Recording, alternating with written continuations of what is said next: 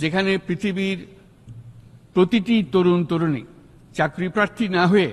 বরং উদ্যোক্তা হিসেবে নিজেকে প্রতিষ্ঠিত করার সুযোগ পাবে। তারা যেন এই সম্পদের সীমাবদ্ধতা সত্ত্বেও নিজ নিজ সৃজনশীলতার বিকাশ করতে পারে, যেখানে একটি ব্যবসায়িক উদ্যোগ সামাজিক সুফল, অর্থনৈতিক মুনাফা এবং প্রকৃতির প্রতি দায়িত্বশীলতার মধ্যে একটি চমৎকার ভারসাম্য আনতে পারে, যেখানে সামাজিক ব্যবসার মাধ্যমে যে কোনো ব্যক্তি ভোগবাদী জীবনধারা থেকে উত্তরণ করে সামাজিক ও অর্থনৈতিক পরিবর্তনের সৃজনশীল শক্তি হিসেবে নিজেকে প্রতিষ্ঠিত করতে পারে।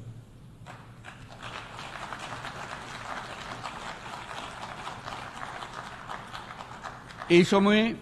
তাই প্রয়োজন উন্নত উন্নয়নশীল সকল দেশসমূহ এবং বিভিন্ন অংশীদারদের মধ্যে নতুন দৃষ্টিভঙ্গি, নতুন মূল্যবোধ